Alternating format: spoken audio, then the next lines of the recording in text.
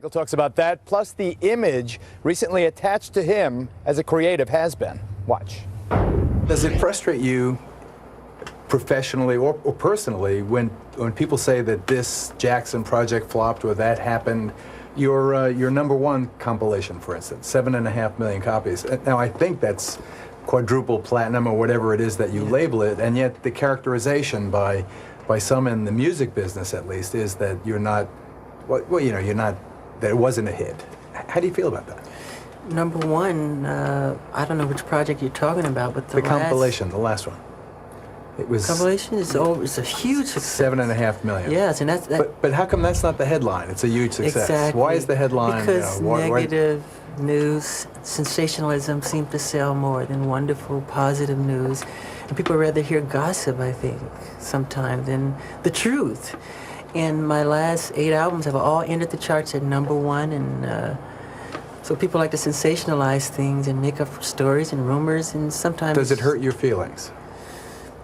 Do you want to scream out and say, hey, wait a second, check the numbers? It's a commonology in mankind that I don't like, that part of it, that kind of, envy. But then there's a beautiful side to mankind, too, isn't it? But not to Eminem. We've spoken about it. I think that you should. Why not?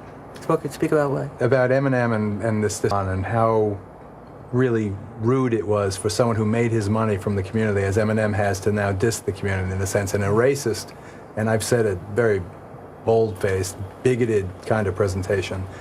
Tell us how that hurt you and how you're feeling about it now. I've never met Mr. Eminem, and to have him, I've always admired him, and to have him do something like that was pretty painful as an artist to another artist. And it's sad because, well, I think what Stevie Wonder said is true. And I just don't want to say too much more than that. But he should be ashamed of himself, what he's doing. Stevie said he's bullshit, is what he said. Stevie did, he and used the word. He is bullshit. That's what he said. I mean, I'm not saying it was Stevie said it. And Stevie he's amazing. He's one of the sweetest men in the world. So when Stevie said that, did you feel a tremendous sense of reassurance of brotherly love there? Yes, I love Stevie Wonder. To me, he's a musical prophet, and I always love him. But a lot of people respect Stevie, and he's a very strong entity in this medium, in this business. And when he speaks, people listen. And it was wrong of Eminem to do what he did. I've been an artist most of my life doing what I do, and I've never attacked another fellow artist. Great artists don't do that. You don't have to do that. I mentioned Janet's, fiasco and the exaggerated response to it. Once again, do you think he only did it because he knew he could get away with it because you're Michael Jackson? Yeah, but it doesn't hurt, really. It's silly. It's kind of elementary, but I hope he's having fun. It's like a poo-poo joke. Yes, yeah. Yeah. Well, it still hurts your feelings, and you don't want your kids to see it. Oh, God, I would hate it if they saw it. I would hate that. Do you want them to know that? To know about it? No. Yeah. Yo, welcome to the 1804 show, chapter 2. I'm your host, Dollar Will, and this is another episode of 1804 History. Yeah, I know I was supposed to did this last night, but work had me tired. So all I could do was just rest and everything. So I'm back, refreshed and everything. But I wanted to tell you all this story because a lot of people don't know this story, right? And how Michael Jackson bought Eminem's publishing company and his rights to his music. So Michael Jackson, one of the greatest artists, well, I would say the best-selling artist of all time. Nobody really knows his businessman side and how he was able to accumulate so many artists publishing. And this is why you don't mess with Michael Jackson while he was alive, because you would end up paying for it later. And Eminem, Slim Shady and stuff like that, he made himself known of parrying and copying a whole lot of people, like making fun of them in his music videos and stuff like that at award shows. But this time he messed with the wrong one, because back in 2007, Michael Jackson was going through his court, going through the allegations and stuff like that. So Eminem decided the month of May to release the Just Lose It video. In the video, he makes fun of Pee Wee Herman, MC Hammer, a little bit of everybody, but he went really far with Michael Jackson, with the hair catching on fire, kids in his bed, and etc., etc. So Michael Jackson didn't take too kind of that and literally, told him that this is disrespectful, this is distasteful, and great artists don't need to make fun of other great artists. You're doing too much. So Michael Jackson called BET, MTV, and VH1 to have the video removed off the networks. Everybody did it. Well, not everybody did it, but the only ones that did it was BET. But MTV and VH1 kept it up. And it was protests from the fans. And it's crazy because Geraldo Rivera, one of the reporters of the time who used to have that talk show back in the 80s and 90s, had a sit down exclusive interview with Michael Jackson. And Michael Jackson went on air and just told that he was going to sue. So when Eminem had got the news of it, so his publicist Paul Rosenberg made sure that he dressed up his image, had him wearing glasses, had him wearing regular stuff, and really being apologetic, and didn't think that he was going to take it that far, or he wasn't going to get in his feelings about that. He probably just was like, hey man, it was just a joke, but I'm literally sorry if I offended Mr. Jackson any other way. Like, he was really humble because he realized that he made a terrible mistake, especially, the timing and stuff like that. But I don't think if Michael Jackson would have went to trial fighting for his life that he would have had took it that far, or he would have not responded like that. But he did, and pretty much the protests and the boycotts didn't work. So what Michael Jackson did was bought his music publishing rights for $375 million.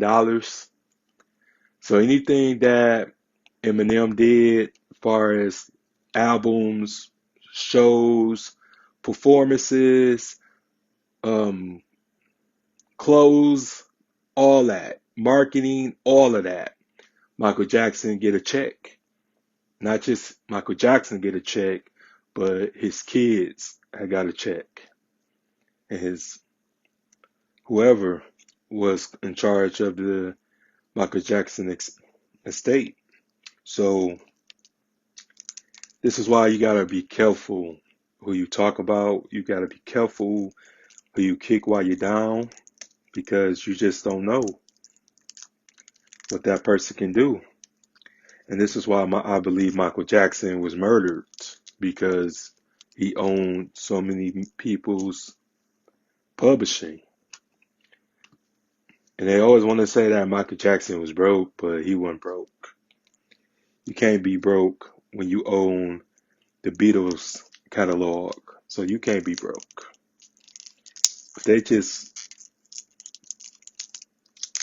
all was conspired to get rid of him because Michael Jackson was a powerful black man in America. Like, it's deeper than rap. It's deeper than music.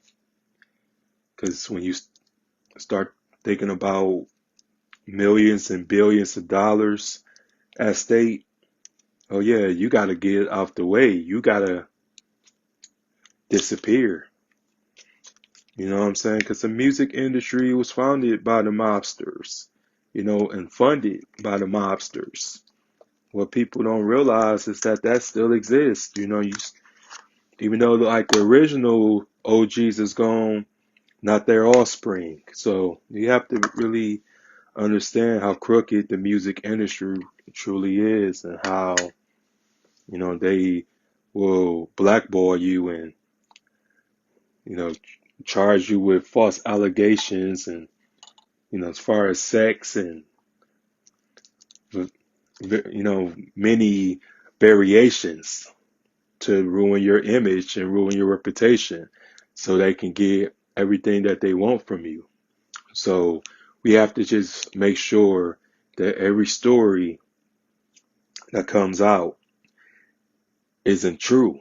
You know what I'm saying? You can't believe everything you hear, can't believe everything you read.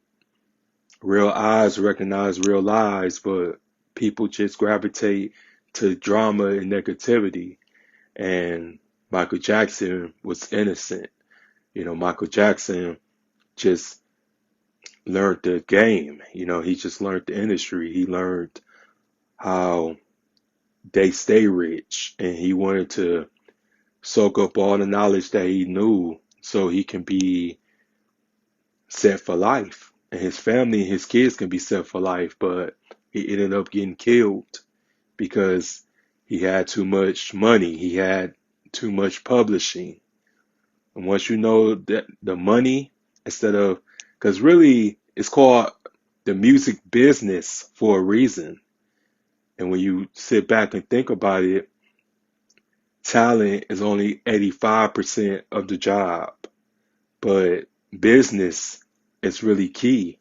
And that's why a lot of people were getting robbed. Frankie Lyman, TLC, R. Kelly, people who was getting robbed of their publishing rights. Because publishing rights generates generational wealth. That's the stuff that gonna get you paid forever.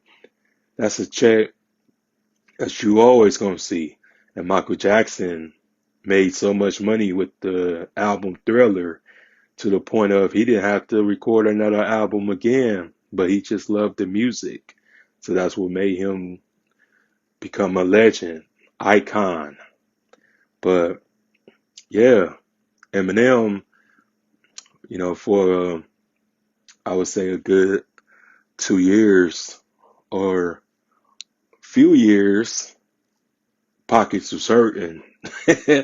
He was going through it, man. That's why he was really like on a hiatus at that point. Like, don't get me wrong, like Eminem, you know what I'm saying? Good rapper, good artist and stuff like that. One of the greatest to ever do it, but he messed with the wrong one this time. And that's all I gotta say about the story. Like, it really wasn't a long story. Like, he kind of left Michael alone. He didn't really say much after he affected his pockets, but yeah, rest in peace to Michael Jackson. And like, comment, subscribe to the channel, The 1804 Show, Chapter 2. If you want to leave a Cash App, $, The 1804 Show. All right, I'm out. Peace. It wasn't intentional, but I'm just happy that Michael Jackson has heard of me. Like, it was completely meant to be all in jest, as with the MC Hammer, the Madonna, the Pee Wee Herman, right. As with all of my videos, most of them. Fun. Fun. Several months down the line, Michael participated in an interview with Fox News' Geraldo Rivera to voice his apprehensions regarding Eminem's behavior.